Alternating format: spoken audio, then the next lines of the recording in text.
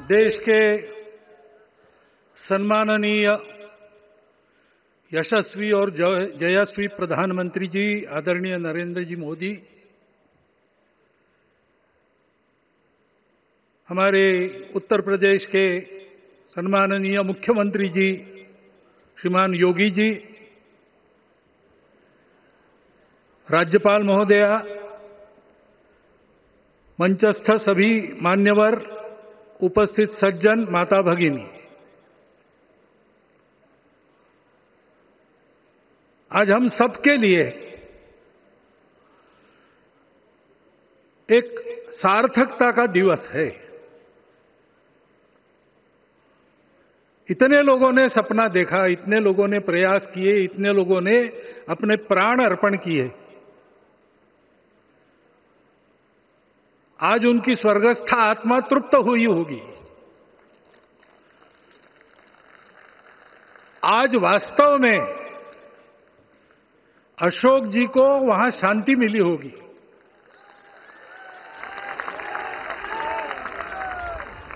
महंत रामचंद्र दास जी महाराज, श्रीमान डालमिया जी, कितने संत, कितने गृहस्थ, कितने विद्यार्थी, उन्होंने अपना प्राणार्पण किया, अपना पसीना बहाया। जो पीछे रहे वो भी रोज ये इच्छा मन में व्यक्त करते रहे कि मंदिर बनेगा बनेगा, बन गया। और आज उस मंदिर निर्माण की शास्त्रीय प्रक्रिया पूर्ण हो गई, ध्वजारोहण हो गया। राम राज्य का ध्वज जो कभी अयोध्या में फहराता था और संपूर्ण विश्व में अपने आलोक से सुख शांति प्रदान करता था, वो ध्वज आज फिर से नीचे से ऊपर चढ़ता हुआ और अपने शिखर पर विराजमान होता हुआ हमने अपनी आंखों से देखा है, इसी देह में देखा है। ध्वज प्रतीक होता है। इतना ऊंचा ध्वज चढ़ाना कितना समय लगा आप जानते हैं? मंदिर बनने में भी समय लगा।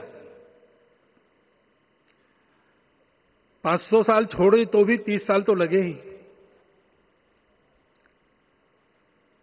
उस मंदिर के रूप में हमने कुछ तत्वों को ऊपर पहुंचाया है।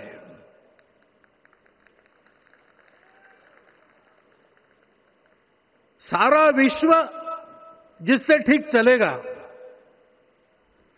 अपने व्यक्तिगत जीवन, पारिवारिक जीवन से लेकर तो सृष्टि जीवन तक सबका जीवन जिससे ठीक चलेगा, वो धर्म, उस धर्म का प्रतीक भगवा रंग, वह इस ध्वज का रंग है। ये धर्म ध्वज है। इस धर्म ध्वज पर रघुकुल का प्रतीक कोविदार वृक्ष है। वैसे रूप देखा जाए तो कचनार जैसे लगता है। और जो खोजी लोग हैं वो खोज कर कह रहे हैं कि मंदार और पारिजात दो वृक्षों का एक तरह से संकर है। दोनों वृक्षों के गुण, ये दोनों वृक्ष देव वृक्ष कहलाते हैं। दो देव वृक्षों के गुणों का समुच्चय ये वृक्ष है। और ये वृक्ष उस रघुकुल की सत्ता का प्रतीक है। वो सत्ता वृक्ष से व्यक्त होती है, जिसके बारे में कहा गया, छायाम अन्यस्य कुर्वन्ति तिष्ठन्ति स्वयं आतपे। सबके लिए छाया देते हैं, स्वयं धूप में खड़े रहकर। फलान्यपि परार्थाय, फल स्वयं उगाते हैं, दूसरों के लिए बांट देते हैं। वृक्षाः सत्पुरुषा इव, वृक्ष सत्पुरुष होते हैं। और कचनार के गुण औषधि भी है। कचनार के वृक्ष का अन्न में भी उपयोग है। सब प्रकार से उपयोगी इस वृक्ष का प्रतीक हमने लगाया है। धर्म जीवन ऐसा जीवन होता है, और ये जीवन जीना है, उस जीवन की प्रतिष्ठा करनी है, इस जीवन का झंडा शिखर तक पहुंचाना है। चाहे जितनी प्रतिकूलता हो, चाहे जितनी कठिनाइयां हो, साधनहीनता हो, सारी दुनिया स्वार्थ में बहती होगी, लेकिन हमारा संकल्प है, सूर्य भगवान उस तेज के, उस संकल्प के प्रतीक है। उनके रथ का एक ही चक्र है। 4 चाक वाली गाड़ी यहां भी एक्सीडेंट करती है, तो एक चक्र चलाना है, और रास्ता खराब भी नहीं, रास्ता है ही नहीं। अधांतर में चलो रथस्य एकम चक्रम।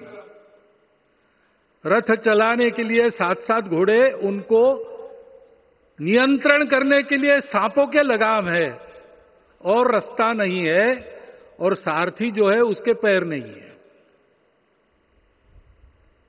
ऐसी गाड़ी चल सकती है क्या? कंप्यूटर में डाटा डालेंगे, कहेंगे नहीं चलेगी। लेकिन बिना थके रोज पूरब से पश्चिम जाना आना सूरज भगवान कर रहे हैं, क्योंकि कार्य की सिद्धि स्वत्व के भरोसे होती है। हिंदू समाज ने लगातार 500 साल और बाद के दीर्घ आंदोलन में अपने इस स्वत्व को सिद्ध किया, और रामलला आ गए, मंदिर बन गया। यही बात सत्य पर आधारित धर्म, सत्य जो प्रतिनिधित्व होता है ओंकार से, वो सारी दुनिया को देने वाला भारत हमको खड़ा करना है। हमारे इस संकल्प का प्रतीक यह राम मंदिर, उसकी प्रक्रिया आज हमने पूरी कर ली है। यह धर्म, यह ज्ञान, यह छाया, यह सुफल संपूर्ण दुनिया में बांटने वाला भारतवर्ष खड़ा करने का काम अपना शुरू हो गया है। उसको, इस प्रतीक को देखकर, हिम्मत रखकर, उसी प्रकार सतत प्रयास करते हुए, सब प्रकार की विपरीतताओं में भी हम सबको मिलके करना पड़ेगा। आज ये हमारे कृतार्थता का दिवस है, और आज हमारे संकल्प की पुनरावृत्ति का ये दिवस है। वो संकल्प हमको हमारे पूर्वजों ने दिया है। एतद् देश प्रसूतस्य सकाशाद अग्र जन्मनात्। इस देश के जन्मे हुए अग्र जन्मना है, सबसे प्राचीन है, इसलिए बड़े भाई है। वो ऐसा जीवन जिए कि स्वम स्वम चरित्रम शिक्षेरन पृथिव्याम सर्वमानवा। पृथ्वी के सर्व मानव अपने अपने चरित्र की शिक्षा, जीवन की विद्या भारतवासियों से सीखे। ऐसे भारतवासियों का परम वैभव संपन्न, सर्वशक्ति संपन्न और सबके लिए खुशी बांटने वाला, शांति बांटने वाला, सबको विकास के सुफल देने वाला भारतवर्ष खड़ा करना है। ये विश्व की अपेक्षा है, हमारा कर्तव्य है। मंदिर में श्री रामलला विराजमान है, उनका नाम ले और इस कार्य की गति हम बढ़ाए। इतना एक विषय आपके सामने रखता हूं।